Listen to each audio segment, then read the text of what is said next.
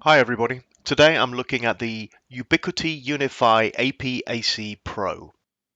It's a wireless access point only, so this is the kind of thing that you would buy if you're happy with your router and you just want to upgrade or change your wireless access. So there's no switch, there's no modem, there's no router. This is a device that you plug into your existing router to give you more or enhanced wireless access to your network.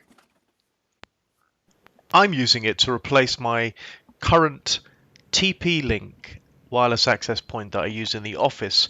The interesting thing about this device is it is advertised as an enterprise class device. So what I'm expecting is high reliability and uptime, highly configurable, and very good performance, consistent performance across the house, and with better or as good coverage as my existing devices.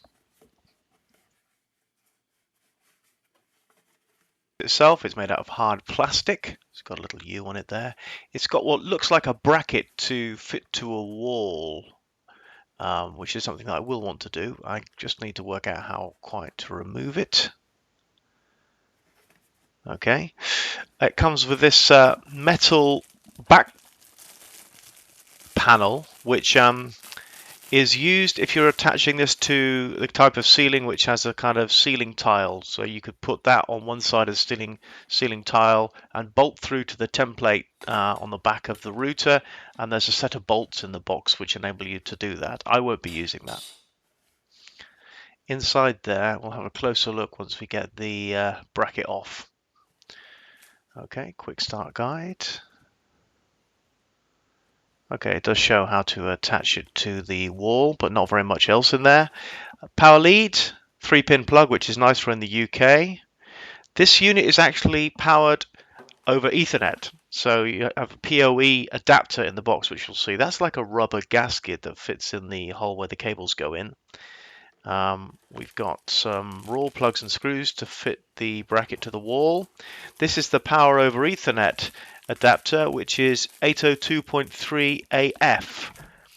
And if you've got a compatible router with a PoE port, you don't need to use this, but I will be using this. This is how you get power through the Ethernet cable. So the nice thing about this is you end up with only a single cable running from the floor or the cabinet or wherever to your wireless access point, because the power and the network communication goes over the same cable.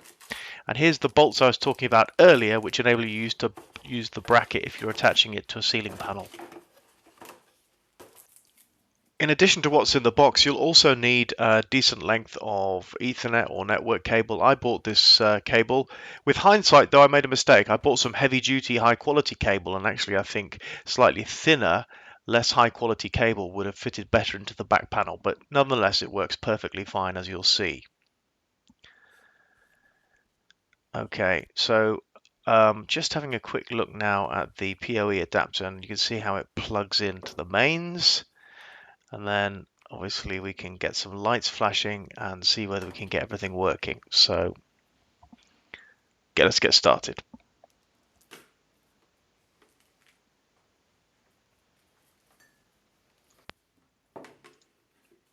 So wherever you plan to locate this little power supply, if you plan to use it, then obviously your network cable will run from the PoE socket.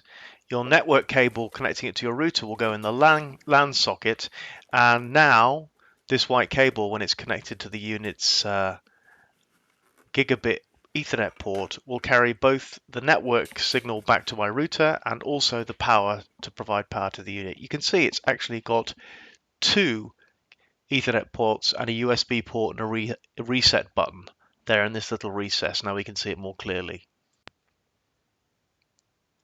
Your network cable plugs into the main Ethernet port. The USB port is for Ubiquiti accessories that are available via their website, but to be honest with you, I won't be using them, and I won't be using the pass-through gigabit port either. So here I have set it up temporarily on a desk, and we're going to just keep it here whilst I get it set up. You access the device using the Unifi software And as far as I can ascertain, you can only access the device using this software, which runs under Windows or Linux, I believe. And it works very well. Discovers your device on the network, allows you to log in and then use a web page to access it. Has a very comprehensive interface with numerous options, many of which I don't understand. But actually, even for a novice like myself, it's very easy to set up. So I didn't have any problems with the configuration. One of the things I really like about it is that you can update the firmware automatically with the click of a button through this interface. And I had no problems at all setting this device up. I even uploaded a very rudimentary diagram of the ground floor of my house just for fun, so that you can see the network topography, and it gives you an indication of the signal strength across your property, and you put the dimensions in. There you go. Um, just for fun, really, because it's not going to make a huge amount of difference for me. But I really like the interface, and I thought initially I was going to be annoyed by the fact that you have to use custom software to access the interface. I don't think you can go straight to this using a web browser without running the Unifi controller software, but actually it's not as annoying as I thought it was going to be. It works really well, and I'm really happy with the software and interface, so I'm not going to be complaining about it too much, to be honest with you. On the positive side, it's a smart device. And if you can overlook the slightly creepy Big Brother is watching you blue light flashing on the wall, I think it looks quite smart and unobtrusive. It comes with all the brackets and accessories that you need inside the box, including a power over Ethernet adapter, which is quite a relief. It doesn't come with a network cable, but that's not really a big deal. Power over Ethernet means there's only one cable going to it, which helps you keep it smart if it's hanging on a wall, which I think is nice.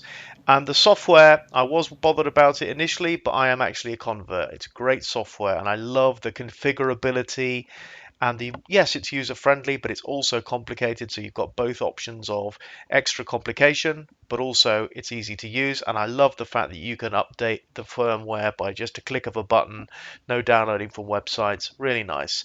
The performance and reliability have been excellent. This unit has not gone down for 2 weeks. I've been operating it with no interruptions whatsoever. Performance has been excellent.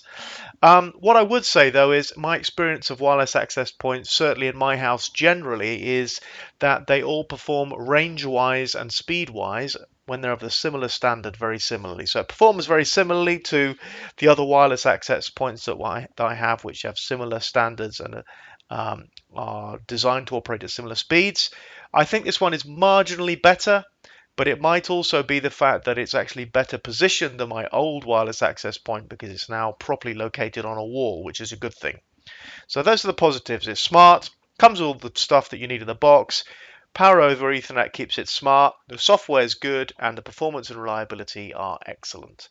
Let's talk a little bit about some of the negatives or things that people might not like. It is expensive. This unit cost me over 130 UK pounds, which is quite a lot for just a wireless access point. I think you do need to mount it on a wall, really. It's not very well suited for sitting on a desk, although you could. I think it's probably better mounted on a wall, so there's a little bit of hassle there if you want to do that. But the benefit is, I think, with better location, you get better range.